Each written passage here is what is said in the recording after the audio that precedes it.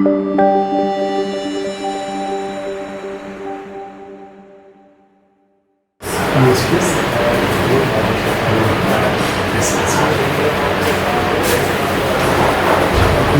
આપશો? આપણે ગુજરાતી ભાષામાં આપશો?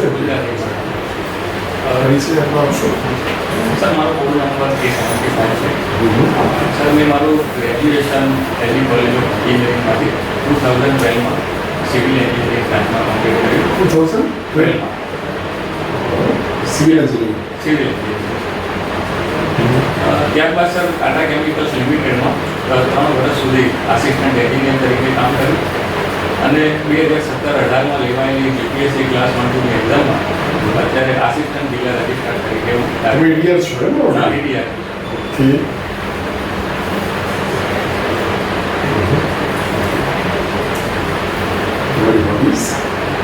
સર હોબીમાં છે મારી કબડ્ડી રમવું.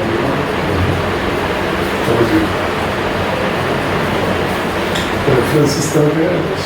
સર રેફરન્સીસમાં ફર્સ્ટ છે ડેપ્યુટી કલેક્ટર, સેકન્ડ છે ડીવાયએસપી અને થર્ડ છે ડીઆર. કેમ તમે ડીઆરમાં થર્ડ રાખ્યું? તમે ઇન્ડિયા છો? સર ડીઆરમાં આપણે જે કાર્યક્ષેત્ર જોઈએ તો સહકારી મંડળીની અધિનિયમ છે 1961 એના પૂરતું સીમિત છે. જ્યારે સર ડીસી અને ડીવાયએસપીમાં એનું કાર્યક્ષેત્ર વિશાળ છે અને જોબ ઓપોર્ચ્યુનિટી આપણે સર જોઈએ તો એમાં આપણે પરફોર્મ કરી શકીએ. સર ડીસીની કેટલી વિવિધ બ્રાન્ચ હોય છે? ડેપ્યુટી કલેક્ટરની હોય છે, સર ડીસીમાં ચૂંટણી અધિકારી તરીકે રાખે છે, ડિઝાસ્ટર મેનેજમેન્ટમાં રાખે છે, તમને ફિલ્ડ ઉપર એસડીએમ તરીકે હોય છે. એટલે આ રીતે સર ડીસીમાં જોઈએ તો ડાયવર્સિટી વધારે છે. જે સર ડીઆરમાં ઓનલી તમારે એક જ પોર્ટફોલિયો હોય છે કે તમારે એ જ મેનેજ કરવાનું. પણ આમાં તો ડેપ્યુટી કલેક્ટર ભૂરખર પણ હોય છે, ડેપ્યુટી કલેક્ટર ભૂમ નિયંત્રણ પણ હોય છે, પછી ડેપ્યુટી કલેક્ટર ગટર વ્યવસ્થા પણ હોય છે. તો એ ડીઆર એના કરતાં વધારે સારું નહીં. ડીઆર તો આખા જિલ્લામાં એક હોય, ડેપ્યુટી કલેક્ટર તો એક જિલ્લામાં 14 હોય. સર બંને કેડરની પોતપોતાના પ્રોઝ અને કોન્સ છે. તો સર ડેપ્યુટી કલેક્ટરમાં તમે જે કીધું કે સર આ રીતે હોય તો ટ્રાન્સફર કે પોસ્ટિંગ, તો એ રીતે સર ડાયવર્સિટી આપણે જોઈએ તો તમને દરેક ફિલ્ડમાં કામ કરવાની તક મળે, જે સર ડીઆરમાં છે. આમ તો સિવિલ એન્જિનિયરિંગ કર્યું છે. સિવિલમાં તો આપણે ઘણા બધા સ્કોપ છે. સરકારમાં પણ જો કરવું હોય તમે સિવિલ એટલે સ્વતંત્ર પણ કરી શકો. સિવિલ એટલે તમે કોઈ આમાં પણ જઈ શકો, પ્રાઇવેટમાં પણ જઈ શકો, અને સિવિલ એટલે સરકારમાં પણ જઈ શકો. એક્સિયલ તરીકે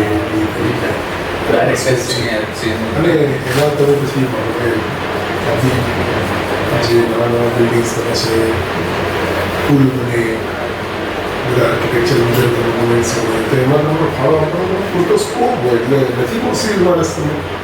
સર મેં જ્યારે કોલેજમાંથી પાસ આઉટ કર્યું ત્યારે ટેકનિકલ ફિલ્ડમાં 3 વર્ષ સુધી એક્સપિરિયન્સ જેમાં સર પ્રોજેક્ટ એન્જિનિયર તરીકે મેં આ તમામ કામગીરી કરેલી છે, બિલ્ડિંગ કન્સ્ટ્રક્શન. સર ત્યારે મને લાગ્યું કે જે વહીવટી ફિલ્ડ છે એડમિનિસ્ટ્રેટિવ, એમાં સર આપણે જે ડિસિઝન મેકિંગ છે એના પાવર છે, અને બીજું કે સર વહીવટીમાં આપણે એક કોઈ ડિસિઝન લઈએ તો એનાથી સોસાયટીમાં ઘણો મોટો ફરક આવે છે. દાખલા તરીકે સર આપણે કોરોનામાં હમણાં કોરોનામાં જે વહીવટી એડમિનિસ્ટ્રેટિવ વિંગે જે કામ કર્યું તો સર એ વસ્તુ સિવિલ એન્જિનિયરિંગમાં સર ના ડિસિઝન ક્યાં લીધું? સર સોસાયટીના લાભમાં કોઈ ડિસિઝન લેવું હોય એવો દાખલો સોસાયટીમાં સર અમદાવાદમાં જો હતો તો સર અહીંયા સર રાજીવ ગુપ્તા સર એમને સ્પેશિયલ કામગીરી આપેલી હતી. તો એમને જે ડિસિઝન લોકડાઉનના અને એના કામગીરીમાં વેક્સિનેશનના એના માટે લીધા તો એ સર આપણે કહી શકીએ કે ઘણું બધું ઇફેક્ટ કરે છે. તમને ખ્યાલ છે તમે એ પોસ્ટ ઉપર તો એ તો બહુ સિનિયર પોસ્ટ છે, એસીએસ એટલે એ તો તમે આઈએએસ થાવ 20-25 વર્ષે, એના પછી તમે એસીએસ સુધી પહોંચો ત્યારે વાત છે. એટલે સર એ બીજો બી દાખલો આપણે જોઈએ તો સર હું જે ફિલ્ડમાં હતો મને નડિયાદ ખુલ્લા આવેલો હતો, એમના જે એસપીએમ તરીકે હતા તો એમને બી જે વેક્સિનેશનની અત્યારે કામગીરી ચાલી રહી તેમાં ટોટલી સક્રિય છે, એક્ટિવ છે અને ખૂબ જ એમના ડિવિઝન ઉપર સારું એ તો એવું કહેતા હતા નડિયાદ એસડીએમ તો કે આ મુસ્લિમ સમાજના લોકો વેક્સિનેશન જ નથી લેતા. થાકી ગયા છે સર. એ મારે સર હમણાં અરે એમના પોતાના કોટ કહું છું. એમને એમ કહ્યું કે આ મુસ્લિમ સમાજના લોકો બિલકુલ વેક્સિન લેતા હતા. ચલો સપોઝ કે તમે એસડીએમ હો અને મુસ્લિમ નહીં, કોઈ એક સ્પેસિફિક સમાજ તમારે આજ કોરોનાની પરિસ્થિતિમાં વેક્સિનેશન લેવાની ના પાડે તો તમે શું કરશો? નથી જેવી જાવ જે કરવું કરજો. સર આ કેસમાં સૌ પ્રથમ તો આપણે સર પર્સનલ ઇન્ફેક્શન જો થઈ શકતું હોય તો આપણે એમની સાથે કરશું. જેમને વેક્સિનના જે કોઈ સાઇડ ઇફેક્ટ છે નહીં, આપણે જે રિસર્ચ થયેલા છે WHO કે આપણા ICMR એ એમને સમજાવશું. જો સર એમાંથી કોઈ ના થાય તો આપણે જે સમાજના જે લીડર છે, સમાજના જે આગેવાન છે, તો એમની સાથે મિટિંગ કરશું અને સમાજના જે ધર્મગુરુઓ છે એમની સાથે પણ સર એક મિટિંગ કરીને NGO સાથે રહીને એમને સર સમજાવીશું. સરકાર બસમાં સ્વચ્છતા અભિયાન ચલાવે છે, પૂરે વારંવાર ચલાવે છે સ્વચ્છતા અભિયાન. તમારું શું માનવું છે અને એ સફળ છે કે એમાં કંઈ તમારે કહેવાનું છે, શું લાગે છે? સર આનો પ્રેક્ટિકલ સિનારીઓ જોઈએ તો સર સફળ કહી શકાય. કારણ કે જે સર અભિયાન મેઇન જે અભિયાન છે સ્વચ્છતા તો છે જ, પણ બિહેવિયર ચેન્જનું છે અને આપણે એના સાથે જોડીએ તો લોકોનો જે અભિગમ હતો કે પહેલાં જે ગંદકી સફાઈના પ્રત્યે જે હતો અભિગમ એ અત્યારે ઘણો ચેન્જ થયો છે. અત્યારે સર યુથમાં બી અત્યારે અમે જોઈએ છે તો આપણી સાથે હોય કે આપણે કલીગો હોય એ પણ સ્વચ્છતા પ્રત્યે ધ્યાન આપે છે. તો તમે મતલબ આ બધું ટાઉન પૂરતી વાત કરો છો કે ગ્રામીણ વિસ્તારને પણ તમે ધ્યાનમાં રાખો જ્યારે તમે આ વાત કરો ત્યારે? અત્યારે સર ગ્રામીણ અને ટાઉન બંનેમાં સર સ્વચ્છતા અભિયાનમાં સારી રીતે ફિલ્ડ સાથે તમે જો બધું કામ કરેલું છે, ફિલ્ડમાં તમે જાઓ છો, જુઓ છો ડીઆર તરીકે, અત્યારે એડીઆર તરીકે તમારે ફિલ્ડમાં ક્યાંય જવાનું હોય છે? હા સર ફિલ્ડમાં સર તમે મંડળીઓની વિઝિટ નથી કરો છો? હા સર તો એ મંડળીઓમાં સ્વચ્છતા કેવી હોય છે? સર સ્વચ્છતાના બાબતે તો મંડળીમાં સર 100% હોય છે. એટલે તમે જાઓ ત્યારે હોય કે તમે ન જાઓ ત્યારે પણ હોય? સર અમારી આવી ઓન સાઇટ વિઝિટ હોય છે, રેન્ડમલી પણ વિઝિટ હોય છે, ત્યારે પણ સર સ્વચ્છતા. આવનારા ખેડૂત કાયદાઓ, જે નવા ખેડૂત કાયદા છે, એનાથી કોઓપરેટિવ સેક્ટરને શું અસર પડશે? સર સૌથી પહેલી અસર તો જે APMCમાં છે કે જે ટ્રેડ કરે છે ખેડૂતો અને જે સેસ લાગે છે એ અત્યારે હવે નવા કાયદામાં સેસ એમને લાગશે. એ APMCની બહાર પણ ટ્રેડ કરશે તો કરી શકે છે. અને બીજો સર જે કોન્ટ્રાક્ટ ફાર્મિંગ એનાથી અમને કંપનીઓ સાથે ડાયરેક્ટ કોન્ટ્રાક્ટ ફાર્મિંગના કરારો કરી શકે. વચ્ચે APMCનું મધ્યસ્થી છે. અચ્છા, કોન્ટ્રાક્ટ ફાર્મિંગથી ખેડૂતોને લાભ થશે કે નુકસાન? સર લાભ થવો જોઈએ. અને પ્રજાને? થવો જોઈએ કે થશે? થશે સર, બંનેને થશે. પ્રજાને? પ્રજાને પણ સર થશે. કેવી રીતે? સર જેમ કે ડીસામાં છે તો ડીસાના ખેડૂતો ડાયરેક્ટ ફોરેન કંપની કે ફિશ બનાવતી કંપની સાથે કોન્ટ્રાક્ટ ફાર્મિંગ કરશે તો ખેડૂતને પણ સામે લાભ થશે અને સારી ક્વોલિટીની પ્રોડક્ટ પણ આપણને. આમ તમને એક સિચ્યુએશન આપો કે ડીસાથી માંડીને તો ખેડા સુધીનો જે આખો પોટેટો બેલ્ટ છે એ બધા એમાં જુદી જુદી કંપનીઓ જુદી જુદી નામે મર્યાદામાં રહીને અને ટોટલ કોન્ટ્રાક્ટ ફાર્મિંગ કરીને 100 રૂપિયાના ભાવે કોન્ટ્રાક્ટ ફાર્મિંગ કરે. એટલે 100 રૂપિયા ભાવ તો નક્કી થઈ ગયો, પછી એ સ્ટોર કરી લે, પછી માર્કેટમાં ક્રાઇસિસ થાય બટાકાની. માર્કેટમાં શું ભાવે વેચાશે પછી બટાકા? ઊંચા ભાવે. તો એનાથી ગ્રાહકને શું? પ્રજાને શું લાભ થશે? આ સિચ્યુએશનમાં સર કોન્ટ્રાક્ટ ફાર્મિંગને નુકસાન થશે. કારણ કે આવી જો કોઈ ક્રાઇસિસ થાય તો એના પ્રાઇસ આપણને ફિક્સ પણ એઝ એ ડીઆર કોર્પોરેશન તો આ પ્રોઝ એન્ડ કોન્સ તમારે સમજવા જોઈએ.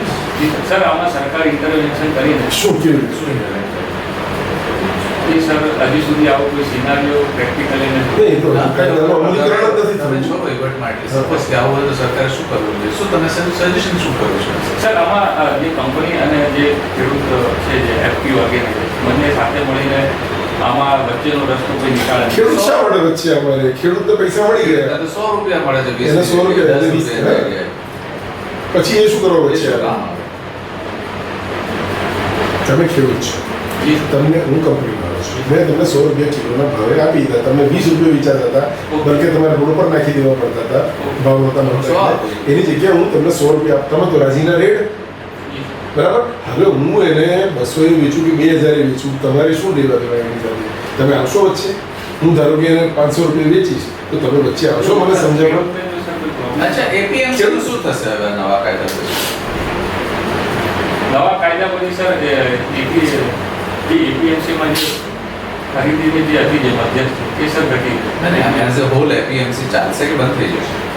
સર અત્યારે સર્વાઈવ તો પર્સનલ પ્રેક્ટિકલ સિનારીઓ જોતા APMCમાં સર તકલીફ પડી શકે છે. એટલે ઇનડાયરેક્ટલી APMC બંધ કરવા માટેનું છે.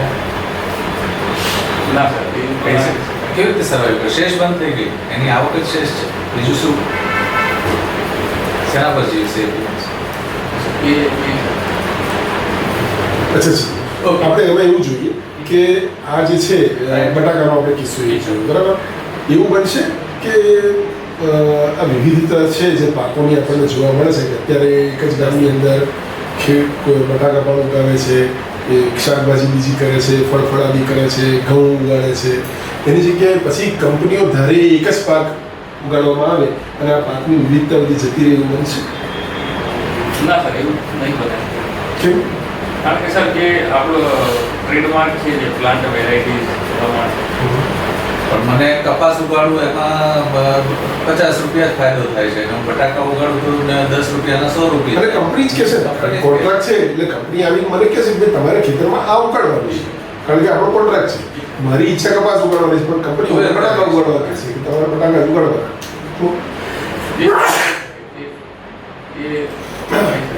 એ પણ થઈ શકે તો આ તમારું શું મુદ્દો છે સારા કહેવાય એક સિચ્યુએશન આપું છું તમને સપોઝ કે તમે ડીવાયએસપી તરીકે સિલેક્ટ થયા છો કે પોસ્ટિંગ છો અને તમારા વિસ્તારમાં કસ્ટોડિયલ ડેથ થઈ ગયો છે બે મારી તો તમે શું કરશો સર તમારા કોઈ પોલીસ સ્ટેશનમાં કસ્ટોડિયલ ડેથ થઈ ગયો સર આના માટે તો સૌપ્રથમ જે ગ્રાઉન્ડ રિયાલિટી ઘટના સ્થળની તપાસ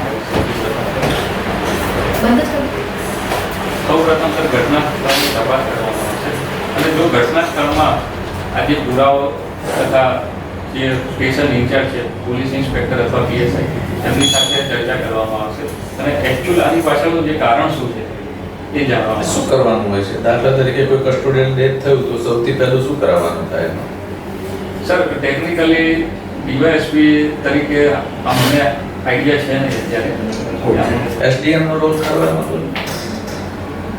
સર એસડીએમ એટલા માટે તમે પ્રેફરન્સ આપ્યા છે જી સર એટલે હું પૂછું છું અને પાછા વહીવટનું શું પણ અને તમે સરકારની મિટિંગમાં કે એમાં ક્યારેક જવાનું થતું હજી છે સર અત્યારે અમારે હમણાં સર રેગ્યુલર પોસ્ટિંગમાં 1 મહિનો થયો છે. અચ્છા, ઓકે. અત્યાર સુધી ટ્રેનિંગ સર ટાટા કેમિકલ્સમાં તમે કામ કર્યું છે શું ડ્યુટી હતી તમારી સર પ્રોજેક્ટ એન્જિનિયર તરીકે એટલે એમાં શું કરવાનું હતું સર એમાં જે ટાટા કેમિકલ્સ એમ્પ્લોય હતા એમના જે હાઉસિંગ કોલોની હતી એનું કન્સ્ટ્રક્શન કરેલું છે ત્યારબાદ રોડ જે છે ઇન્ફ્રાસ્ટ્રક્ચર છે ત્યાં તમામ કન્સ્ટ્રક્શનની જવાબદારી તમે રૂમની અંદર દાખલ થાવ તો તે વખતે તમારી લાઇટની જે સ્વિચો છે એ ક્યાં હોવી જોઈએ સર એન્ટર થતાં લેફ્ટ સાઈડ અથવા રાઈટ સાઈડ દરવાજો હોય તો રાઈટ સાઈડ અને એન્ટર થતાંની સાથે જોવી એવું હોય છે સરકારી બિલ્ડિંગો અથવા તો સર હોવું જોઈએ હોવું જોઈએ પણ એવું હોતું નથી ઘણી જગ્યાએ સર જોવા નથી બાથરૂમ તમે ખોલો દરવાજો સરકારી ઓફિસોમાં તમારી સરકારી ઓફિસમાં તમે અત્યારે રહેશો ત્યાં આગળ તમે ટોયલેટનો દરવાજો ખોલો એટલે સીધી ડોલ અથડાય એવું હોય છે હોય છે સર તો કેમ એ આ આટલા બધા ભણેલા ગણેલા અને સરકારે સિલેક્ટ કરેલા લોકો છતાં આવું કેમ અને એ પણ સરકારની ઇમારતોમાં સર જે તે વખતે જગ્યાનો ઇસ્યુ હોય અથવા તો વિશાળ જગ્યા હોય બાથરૂમ મોટું હોય પાછળ જગ્યા ખાલી પડી હોય છતાંય ડોલ તમારી અથડાય તમે દરવાજો ખુલ્લો એટલે ડોલ અથડાય સર લાઇટની સ્વિચો અહીંયા ના હોય છે પેલા ખૂણામાં હોય છે એવું કેમ હોય છે કોડ પ્રમાણે સર જોવા જઈએ આપણે કે ફિઝિબિલિટી તરીકે તો આવું થવું ના જોઈએ સર જે એના અમુક બેઝિક ક્રાઇટેરિયા હા કેમ થાય છે મારું એ જ કહેવું છે કે આવું ન થવું જોઈએ છતાં કેમ થાય છે સર એમાં સૌ પ્રથમ તો જે પ્લાનિંગ જે કરેલું હોય એમાં સુપરવિઝન વ્યવસ્થિત થયેલું ના હોય અથવા તો પ્લાનિંગમાં ઉપરની ઓથોરિટીએ ચેક ના કરેલું હોય સર એટલે મતલબ કે હળવાશ ચાલે છે તમે ધારો કે જોબમાં આવો તો તમે આવી બધી બાબતોની કાળજી લેવાનું તમારું ખરું મન સર કાળજી લેવી જ પડે કારણ કે આ સર લેવી પડે કે લેશો લઈ સર 100% લેશો.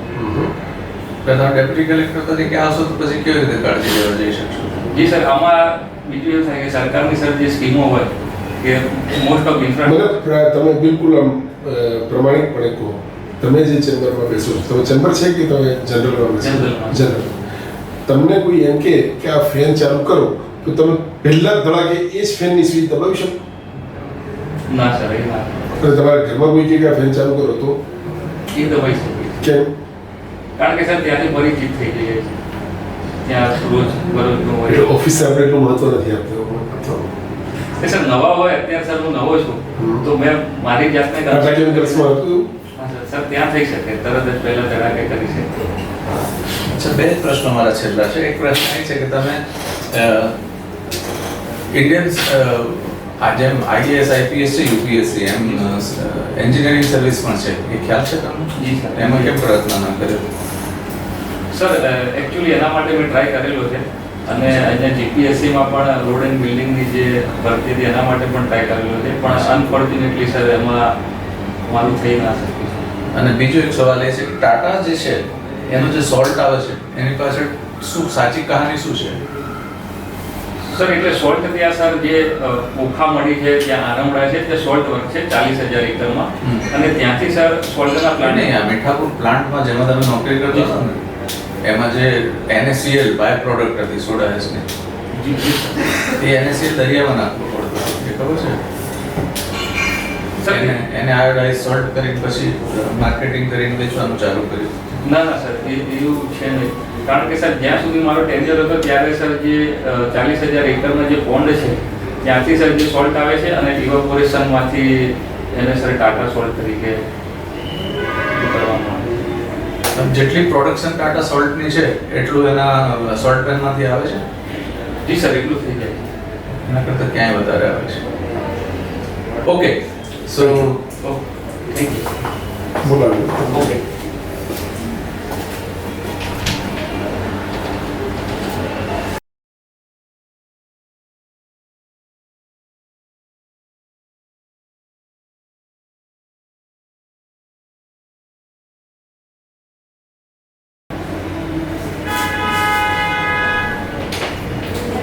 Yes.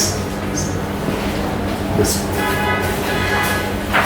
બે ત્રણ બાબતો તમને કહી દઉં કે એક તો છે ને તમે બરાબર છે, તમારી એન્ટ્રી સરસ હતી, બેઠા હતા બરાબર, બહુ જ આમ તમે લીન થઈ ગયા હતા, છૂટી ગયા હતા ઘણા, એટલે એના કારણે શું લાગે કે તમારામાં આત્મવિશ્વાસ થોડોક ઓછો છે. તો Posture, sir. સેજ પોસ્ચર થોડું Static કરો. બાકી કપડા વાઇઝ ને આ તે બધું બરાબર છે, હા? એમાં કંઈ બહુ પ્રશ્ન નથી. ફ્રેન્ડલી થવાનો પ્રયત્ન થોડોક ઓછો કરવાનો, એવું ના લાગવું જોઈએ કે ફ્રેન્ડલી થવા માંડ્યા છે, અચ્છા. એવું નહીં લાગવું જોઈએ. બીજું, તમારા વિચારોમાં થોડી મક્કમતાનો અભાવ.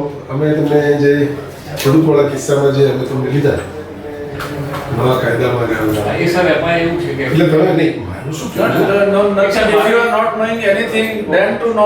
તમારે ના પાડી દેવાની સ્પષ્ટ કે સાહેબ મને નથી ખબર. એટલે આમ સર અમારા ફિલ્મમાં આવે પણ એટલી આર્ગ્યુ નહીં કરવાનું. એક વસ્તુ સમજો, આર્ગ્યુમેન્ટ નહીં કરવાના.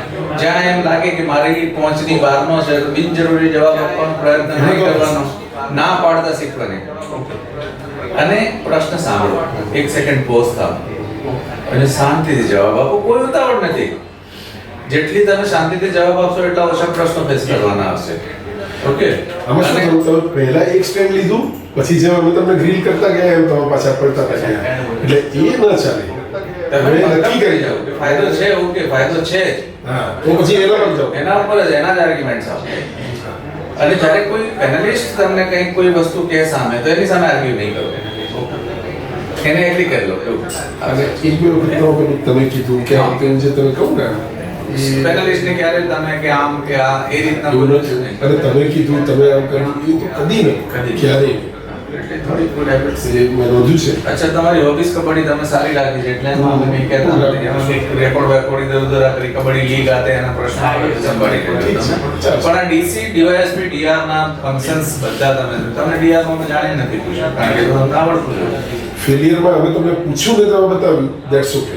બાકી સામેથી Failure નહીં બતાવવાનું. સામેથી નહીં કહેતા કે મેં આ પ્રયત્નો કર્યા છે અને હું ફેલ થયો છું, એવું સામેથી કહેતા નહીં. તમને કદાચ એવું મનમાં થઈ જાય કે આજે સાહેબ પૂછું જ લાવું ત્યાં પહેલાથી કહી દઉં, એવું નહીં કરતા. એ પૂછે ને તમે કહો તો ઠીક છે. કોરોનાનો જવાબ તમારો સારો હતો પણ રિપ્લાય ટુ ડીસીડીઆર વાળો જે હતો ને એ સેટિસ્ફેક્ટરી નહોતો. એટલે એમાં તમે કેવી રીતે એ જરા આમાં જોઈને પ્રયાસ કરી દેજો અને તમે બધા જ પ્રશ્નોના જવાબ આપવાનો પ્રયત્ન આપણે કરો. એવું નહીં કરવાનું. હા, બિલકુલ પ્રેમથી. તમે 98 પ્રશ્નોના જવાબ નામાં આપશો ને તો તમારી પર્સનાલિટી ટેસ્ટ નેગેટિવ નહીં જાય, બલકે તમારી ઈમાનદારી દેખાશે કે હું ઈમાનદાર માણસ છે કે એને નથી આવડતું. ના, બ્લફ નહીં કરો. કારણ કે એ તો નક્કી થઈ ગયું તમારામાં શું નોલેજ છે, તમે શું આવડે છે, એ તો બધું જોઈ ગયું ને, એ તો પૂરું થઈ ગયું. સર એ તો મારો ડાઉટ હતો તમે સર જે કીધું કે ટાટામાં આ રીતે છે સપોઝ પેનલિસ્ટ કે ના આવું છે તો એગ્રી થઈ જાવ ને એટલે જ હું કહું છું Agree થઈ ને જાઓ. કે સર તો આપને ખબર છે વાત સાચી છે, મને આ વિશે નથી ખબર. આ શરૂથી જ ના પાડી દેવાની કે ટાટા સોલ્ટની શું હકીકત છે સાહેબ મને ઓકે તો સર ના મારી પાડી. જો તમને જાણકારી પાકી જ હોય ઓકે સર તો હું મારી જાણકારી ચેક કરી દઈશું એવું પણ થઈ શકે ભલે ઓકે થેન્ક યુ ધન્યવાદ.